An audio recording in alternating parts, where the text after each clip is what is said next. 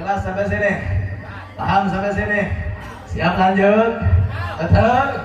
Dan saudara, ada yang bertanya kepada Al-Faqir, Habib, bagaimana dengan pacaran? Bagaimana hukum pacaran? Kira-kira jawab tidak? Jawab enggak? Jangan dipotong ya. Yang rekam jangan potong-potong ya. Bahaya, bisa jadi fitnah buat aing ya.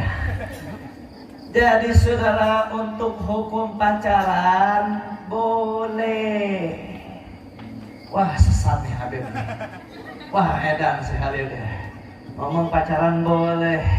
Kira-kira pacaran boleh apa enggak? Boleh apa enggak?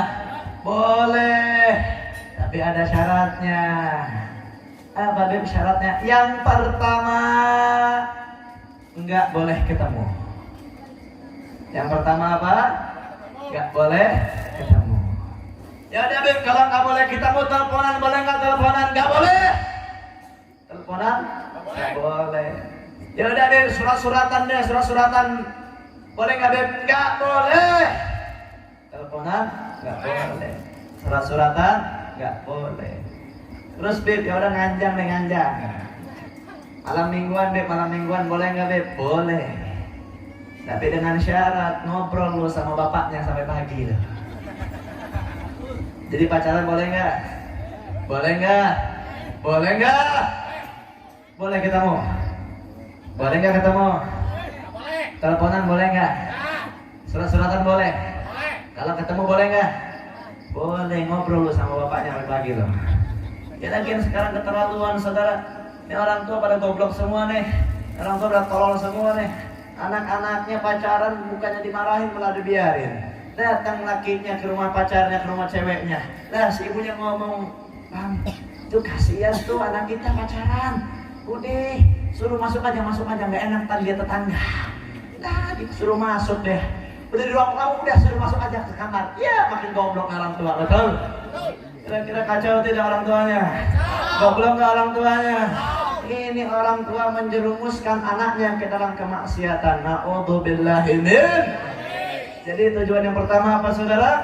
Menjauhkan seseorang daripada perkara kemaksiatan. Sampai sini jelas? Sampai sini paham? Lagian saudara ini gue kasih tahu sama lo semua ya. Yang namanya pacaran ini modus, semuanya modus. Ya, yang namanya pacaran modus. Nggak ada bullshit itu semua. Pacaran 6 tahun, nikahnya 6 bulan, bubar di situ. Ada yang pacaran 6 tahun, ditinggal nikah. Ini gua bingung nih, yang pacaran 6 tahun nih kredit motor apa pacaran loh? Ini lo jangan mau pacaran nih, kalau orang-orang pacaran nih manisnya di awal doang.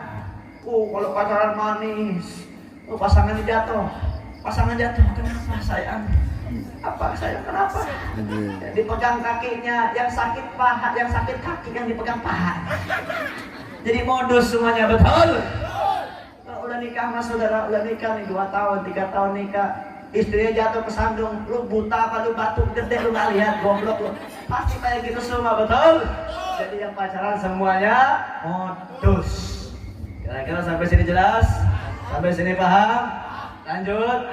Yang kedua saudara, tujuan daripada pernikahan sebagaimana Allah Subhanahu wa taala berfirman dalam Al-Qur'annya, wallahi yaj'al lakum min anfusikum azwajah wa ja'ala lakum min azwajikum banina wa hafada. Allah Subhanahu wa taala menciptakan daripada diri kita seorang istri ataupun seorang pasangan. Yang mana pula Allah menciptakan daripada istri tersebut banina wa hafada, anak dan cucu. Jadi saudara, maksudnya apa? Allah Subhanahu wa taala memfirmankan kepada kita semua untuk menikah, dan dalam pernikahan tersebut untuk memperbanyak daripada yang namanya keturunan.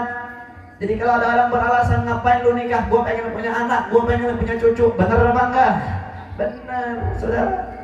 Jadi ingat, Allah mengatakan untuk mendirikan setiap istri-istri kita dari pasangan kita banina wa hafada, anak dan cucu.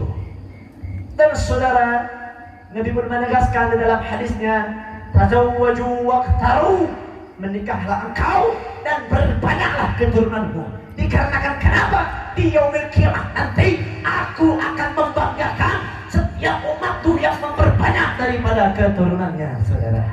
Jadi kita doakan semoga kedua calon mempelai ataupun kedua mempelai diberikan keturunan yang banyak oleh Allah Subhanahu wa taala.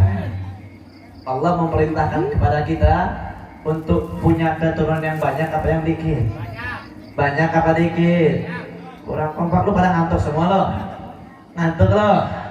Banyak apa dikit? Banyak apa dikit? Pernah nggak Nabi mengatakan cukup 2 saja? Pernah nggak? Pernah nggak? Lu jangan mau digoblokin sama orang kafir, tolol. Lu kalau mau punya anak harus banyak. Ya, Beb, lebih mending punya anak 1 jadi ulit ulama, jadi kiai, daripada punya anak 20 jadi bangsat semua. Oh, benar juga ya. Punya anak 1 jadi kiai daripada 20 jadi bangsat semua. Kira-kira jawab jangan. Jawab jangan. Kalau saya lebih baik punya anak 20 jadi orang baik semua daripada punya anak 1 jadi koruptor, saudara. Betul? Betul. Lu jangan percaya nama-namanya program-program KB lo. Ya, cukup 2 saja. Lu jangan mau ditololin sama orang tolol lo. Lu jangan mau dibegoin sama orang bego lo. Nabi mengajarkan kepada kita untuk memperbanyak daripada keturunan, saudara. Betul? Beb, kalau banyak keturunan ntar saya bingung, Beb. Makannya gimana? Sekolahnya gimana? Rezekinya gimana? Saudara, Nabi jelas mengatakan dalam hadisnya, inna ahadukum yujma'u fi batni ummihi 40 yawman nutfatan thumma yakuna 'alaqatan mithla dhalik thumma yakuna mudghatan mithla dhalik thumma yursalu ilaihi malak fayanfukhu fihi ruh wa yu'maru bi 4 kalimat bikatbir rizqi wa 'amalihi wa ajalih wa syaqiyyun aw sa'idun fa Allah la ilaha illa ghairuh. Jelas Nabi mengatakan dalam hadisnya bahwasannya setiap manusia sebelum dikeluarkan di alam muka bumi, setiap manusia sebelum dilahirkan di alam muka bumi, mereka semuanya berada di dalam perut kandungan ibunya masing-masing. 40 hari pertama mereka berbentuk gumpalan cairan. 40 hari kedua mereka berbentuk gumpalan darah. 40 hari ketiga mereka berbentuk seperti layaknya gumpalan daging. Dan di saat tersebut maka Allah perintahkan yursalu ilaihi malak. Allah perintahkan seorang malaikat untuk datang kepada perut ibu tersebut. Untuk apa, saudara? Yunfakhu fihi ruh. Ditiupkan pada jasad tersebut sebuah roh tercipta daripada kehidupan sehingga ada kita semua pada malam hari ini. Bukan sampai situ saja, Allah pun menegaskan dalam penciptaan manusia. Nabi pun menegaskan dalam hadisnya, yunfakhu fihi ruh wa yu'maru bi 4 kalimat. Maka janin tersebut, maka jasad dan roh tersebut yu'maru bi 4 kalimat, dicatatkan pada dirinya 4 kalimat, 4 perkara. Yang pertama, bikatbir rizqi, dengan catatan rezeki dari Allah Subhanahu wa taala. Allah Maha Adil, saudara. Allah Maha Adil. Allah menciptakan manusia dan Allah pun mengetahui daripada batas rezekinya.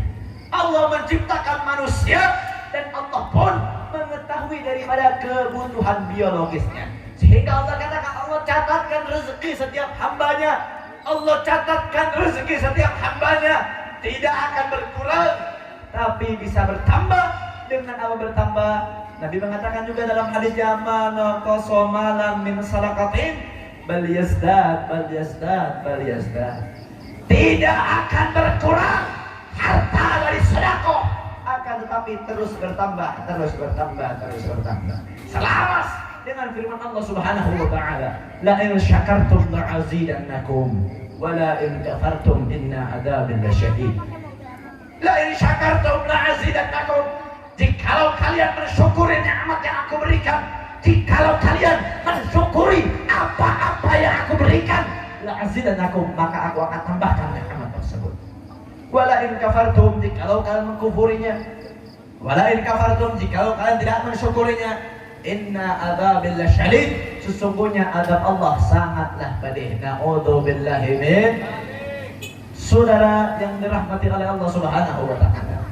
Dahulu ada sebuah ilmu, ada sebuah pengetahuan bahwasannya kalau mau panen beras minimal 1 tahun sekali. Kalau ada orang ngomong panen beras 2 tahun sekali, 2 kali 1 tahun, maka itu orang akan dibilang gila. Dahulu saudara, tapi Allah memberikan ilmu kepada makhluknya sehingga bisa diciptakan suatu penciptaan baru, suatu penemuan baru. 1 tahun bisa berkali-kali panen. Siapa yang memberikan ilmu tersebut? Siapa yang memberikan ilmu tersebut? Jadi saya tanya, siapa yang maha adil? Siapa yang maha adil? Siapa yang maha besar? Takbir! Sallu ala Nabi Muhammad. Jadi lu jangan mau digoblokin sama orang goblok, saudara, betul? Lu jangan mau ditololin sama orang tolol. Suruh punya anak 2 aja cukup. Ingat saudara, kalau saya lebih baik punya anak 20 orang baik semua, daripada punya anak 1 ntar gede jadi koruptor. Na'udzubillahimin. Kira-kira sampai sini jelas? Kira-kira sampai sini paham? Lanjut? Lu mesti semangat loh. Yang ketiga saudara, tujuan daripada pernikahan yang terakhir adalah agar menjadikan setiap pasangannya untuk semangat beribadah kepada Allah Subhanahu wa taala. Jadi ingat, tujuan yang terakhir daripada pernikahan bukan untuk berbahagia. Saya mau nikah, saya mau berbahagia. Tapi tujuan yang sebetulnya untuk melaksanakan pernikahan yang ketiga adalah untuk menggapai daripada ridhanya Allah dan ridhanya Nabi. Menjadikan pasangan-pasangan kita sebagai kawan untuk berbuat semangat beribadah kepada Allah Subhanahu wa taala. Mungkin kalau sebelum menikah untuk bangun malamnya malas, untuk puasanya malas, untuk salatnya malas, maka ketika menikah wajib seseorang tersebut untuk meningkatkan keimanannya kepada Allah Subhanahu wa taala. Sampai sini jelas? Sampai sini paham? Dan ingat saudara, Allah juga memerintahkan, Nabi juga menegaskan bahwasannya dalam perintah pernikahan tersebut untuk menjadikan pasangan kita sebagai orang yang dikasihi dan disayangi.